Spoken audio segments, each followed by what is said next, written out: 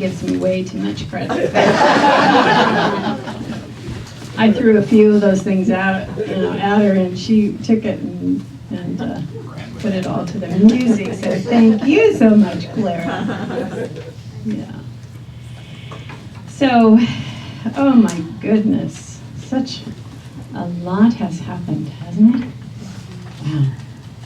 You know how I always say life will always be life. Wow. And it has. It has. And it is. And it continues, doesn't it? So I was reading the Daily Word this morning in my prayer time before I came, and what struck me was, in Him we live, move, and have our being. And that speaks to the transcendence of God. And of course, each one of us is here practicing on being the presence of God, because that speaks to the God presence that is within us. But knowing that we live, move, and have our being all the time in God is amazing to think about. And as I was thinking about this, and I was thinking about the memories, today is this is Memorial Day weekend, and so we thank those people that have served us, and we are so fortunate to be in a country where we can do that. So thank you. And thank you for anyone that you know and have loved that have served as well. But I was thinking about the memories and what memories are all about, and I got to thinking about that and how God is transcendent.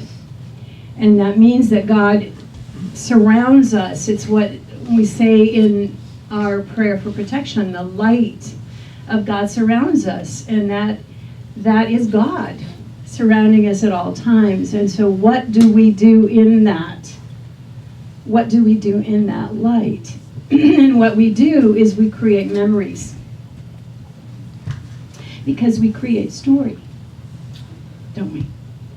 And at Tony's memorial, it was so beautiful as people would come up and share story about him, and they were different, because each story is unique to each one of us.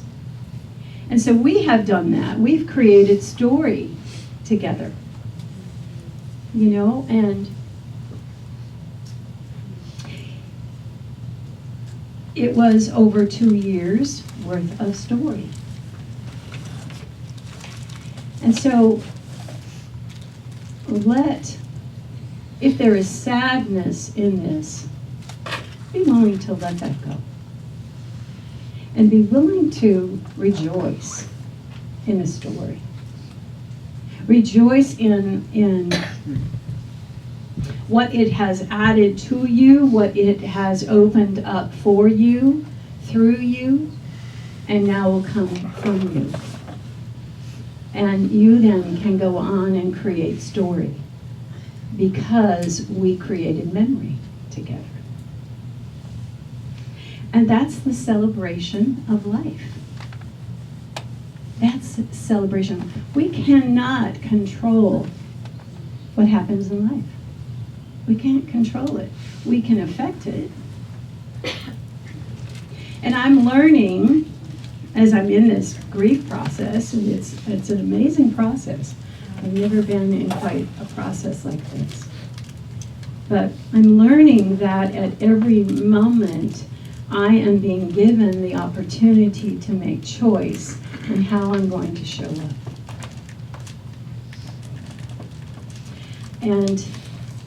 And I do a lot of do-overs. I do a lot of do-overs, because I am very present right now, and I have been very present through Tony's illness. I was very present, very focused and very present. And so because of that, I'm sometimes in this rawness,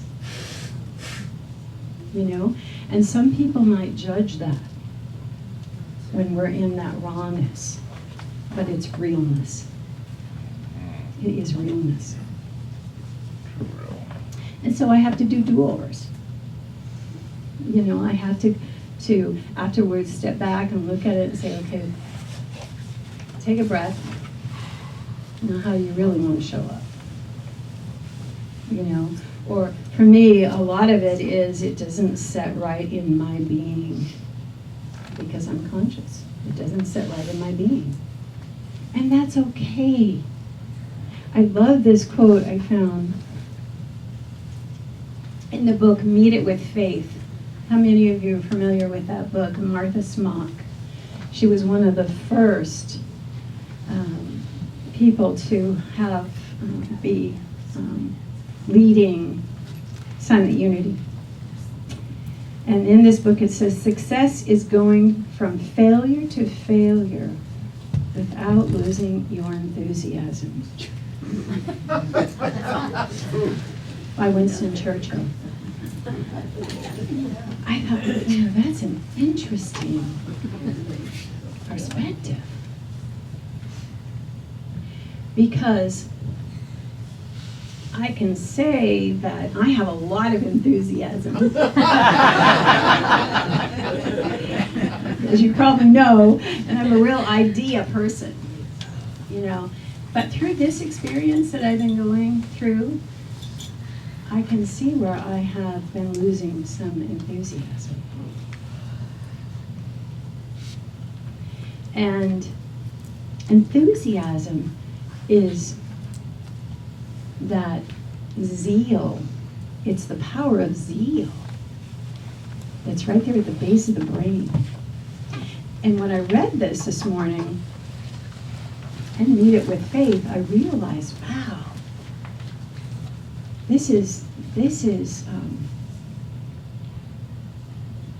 what gives us our momentum. So when we go through those periods in our life that feels like failure, or it feels like loss, or it feels, we lose that power of excitement and zeal.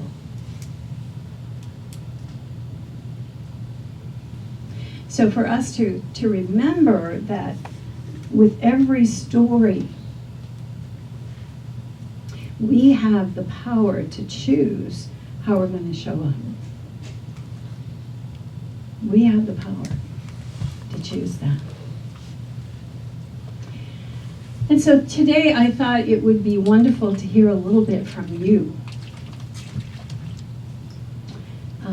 Some of the stories that have become dear to you through the years, these last 3 years, and this ministry, and don't make it all about me. I'm not asking you to make it about me, but what kind of story was created for you here that you can take on and live forward in your life?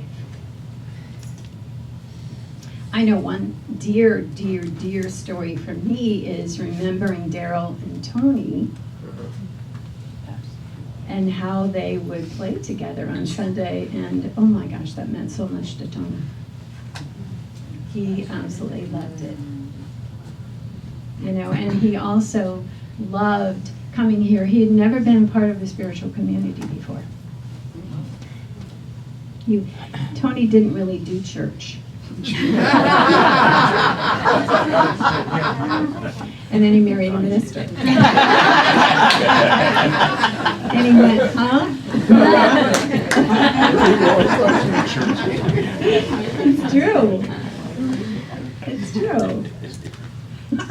So it would be funny because I'd be watching the recording, live streaming after we were done, and during the meditation, you were all with your eyes closed and meditating, and Tony was going like this. And the camera was, of course, on him too, because he was up front. And I said, well, at least sit down. Please sit down and look like you're interested. He did really, you know what, I found bulletins in his drawer. In his drawer, his underwear drawer that had notes on it. He actually was taking some notes. Yeah. Oh. Yeah, isn't that great? Now I'm infected. Anybody's story? Share a story. Yeah, Lois. Where to start? Oh.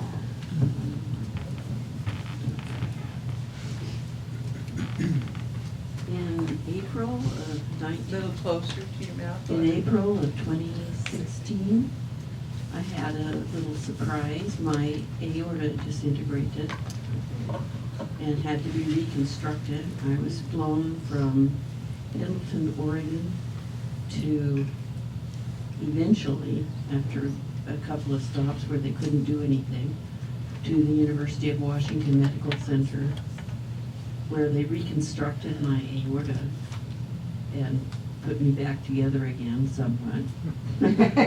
Nobody can ever say I'm together anymore. Reverend Rosella was there every step of the way praying for me with my family. And even in my coma, there was Reverend Rosella. People know things when they're in a coma. And I knew that she was with me, and it meant so much to me, and it meant so much that my family was with me, and I will never forget that. And that's a wonderful thing, a wonderful story about Rosella.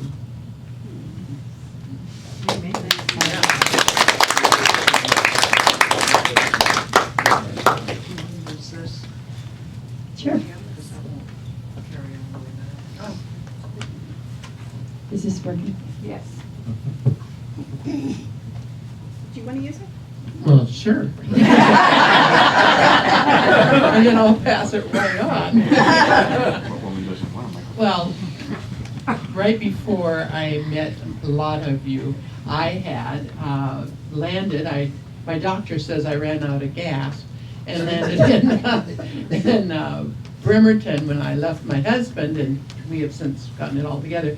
Somehow, Rosella sent out incredible God energy, and I found this beautiful Unity of Bremerton. I've never been to church. I hadn't been to church for 20 years, and I started taking classes, and that song just brought, hundreds of classes. What a teacher.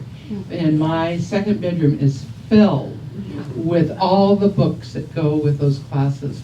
And that's all I can say. What a teacher, what a mentor, what a divine being. So thank you.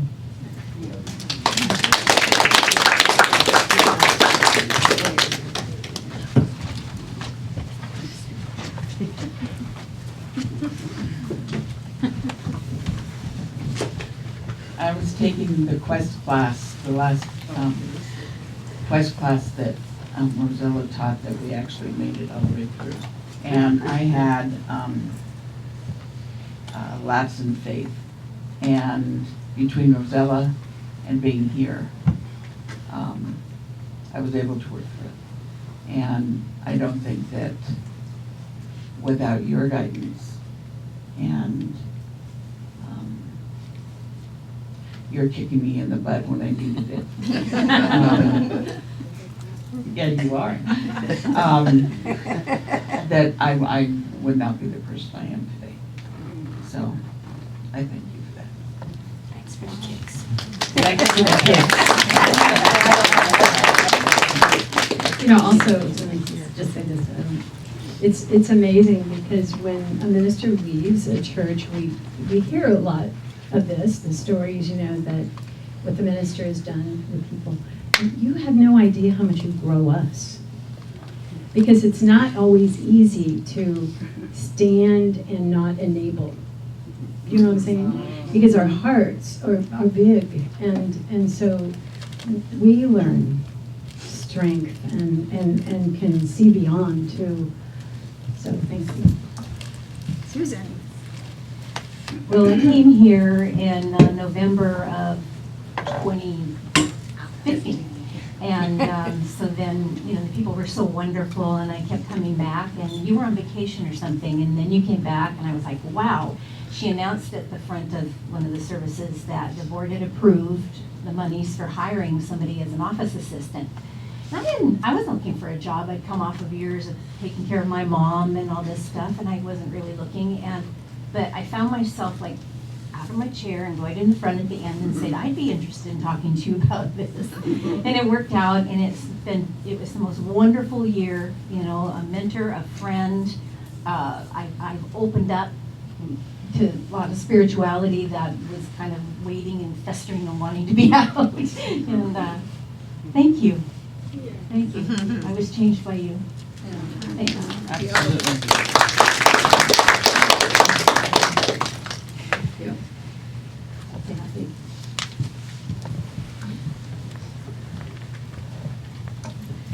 Well, I've got a couple of things to say. The first is that I remember when Daryl and Tony were playing together 10 minutes before every service. I would say to so many people, where in Bremerton or Silverdale or wherever we are, would we hear such music? I mean, it was just so incredible, and they had such fun. They just loved doing it, so, and of course, missing them as a musician, missing them both. Tony behind me and Daryl at the piano when I would sing, and it was just really wonderful. Now the other thing is that after Rosella came, somehow the whole atmosphere of the congregation changed. And I think it was all these young women, they're young to me,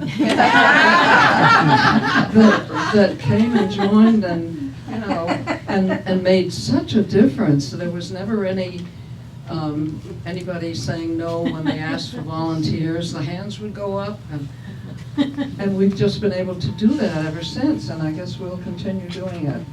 But you had a great effect on us. Yeah, and I love picking out music with you. Yeah.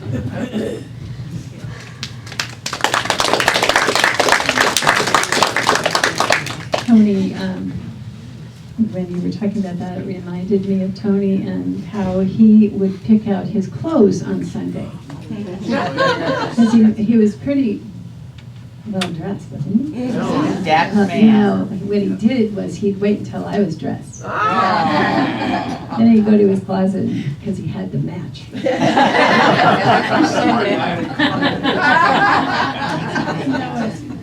He just loved doing that. And they played outside the church together too.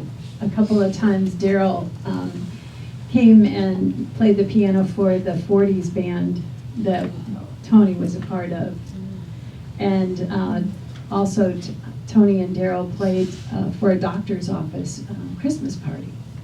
But Tony's dream, he would have loved to have played in a restaurant with Daryl. Because he used to do that in San Antonio with another man. They played Spanish music, and he loved that, so he wanted to do that again. So Maybe they're doing it now. they probably are. I'm sure they're entertaining up there. Yeah. Any other stories? I hadn't gone to a Unity church since I was 14, and so I went on my phone and I was looking up Unity, and I saw Unity at Bremerton. I got the address, and I started coming to this church, and I love the people in here. They're just like family, and I've been coming ever since.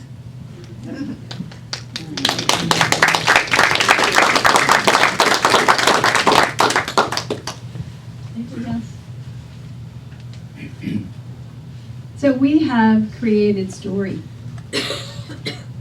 We have created story, and I bet there's some memories for you in that story that we have created.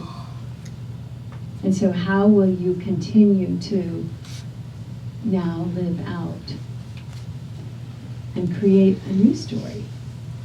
Because isn't that what life is about? That we have the closures and then new beginnings. And that's the cycle of life, always. And the seasons show us that. You know? So how do you take the best, not the worst, but how do you take the best of what we have created in these last 3 years together and now use that as your foundation? You're a community. You're a community of love. And you speak about that now every Sunday. And you share heart, you know. So how are you going to continue to do that together? And one of the things I really was working toward in this, with this church and congregation, is to help you guys see the gift that you had here. Because I felt it and I knew it. And that is the strength of the community. How will you carry it on? How will you come together because you want to come together? You know? Oftentimes, church is a reminder of that. People ask me, where are you going to church? I go to church in my house. Or I go to church in my garden. Right now, that's where I'm called to go. And the world is my community, or my flowers are my community right now. I'm reconnecting with high school friends, which has been fun, you know. And so for you, what I'm hoping, it's my heart's desire, is that you will take the best of this memory that we've created together, and that you will now step into it and you will deepen it and carry it forward. You know, call your next minister to you. Don't worry about money. Don't worry about the money. You know, I know that when I, in the past, have been interviewing for churches, you know, jobs, the board always asks, how are you going to grow the church? And I always say I'm not. But we're going to grow consciousness, which is going to grow the church. And that's how you do it. That's how you do it. And you just continue to attract and attract and attract. But be picky. Because you know, you're about love. So you're always going to be met with temptation in life to be other than love, or to be love. And the free will that comes in right there. The choice is always ours, and how we're going to show up. So come together as a community and make the choice. And I thank you for the memories. This was. You know, Tony and I had met just a brief time before I came to work here. And so a lot of our relationship was developed and through this church. A lot of the creating we got to do together in this church. So a lot of memories are here for me. And it blessed us. It blessed us both. And is it always easy? Is there, you know, there's going to be stuff that comes up. I mean, we're always going to be met with stuff, just the way it is.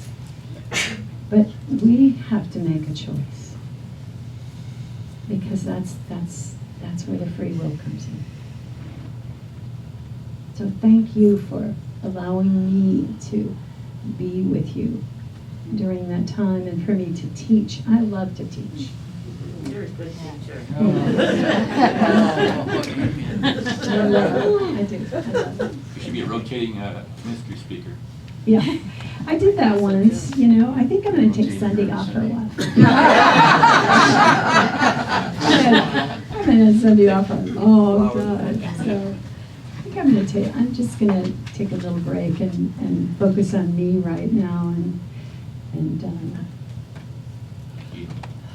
my relationship with Tony has changed. If you were at the memorial, you saw all the pictures. I took pictures, 15 different pictures, and I had them blown up to life size, so they're all over my house. So Tony's there in every room, and I talk to him all the time. But he can't talk back. You know Tony, that one died. That was not easy for him. So, but I also got myself a puppy because I wanted to keep my heart open. And I named him Teddy T, which is for Tony, so he's my Tony teddy bear, and he's very cuddly. What kind? So I'm enjoying having him. But thank you so much. Let's have a meditation. That's a good way to. Let's pray. We do pray here, don't we? I love that song that we sang together. There is only love. In this moment, in this place, I remember who I am. I remember who I am. And who I am is love. That is who I am. And life will come with all its stories. Life will come with all of the experiences. Life will come with all the opportunities. With the sadness, with the happiness, the joys, the grief. It will always come.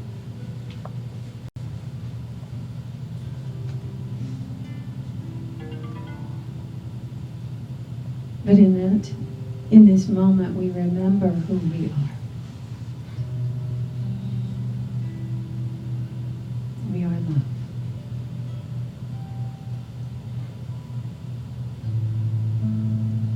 That is all there is.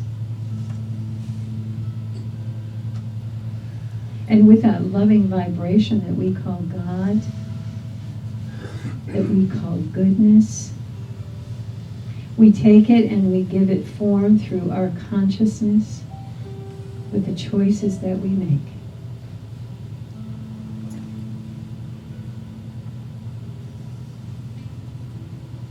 And we carry those red hearts to remind us of that.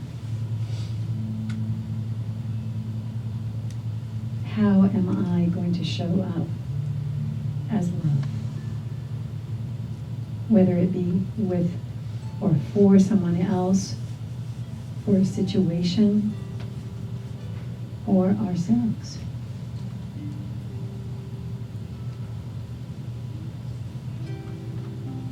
There is only love.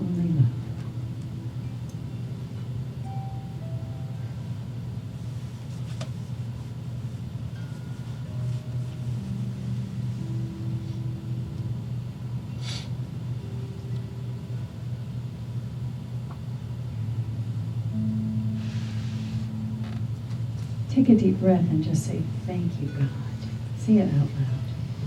Thank you, God. Say it again. Thank you, God. And one more time. Thank you, God. And so it is.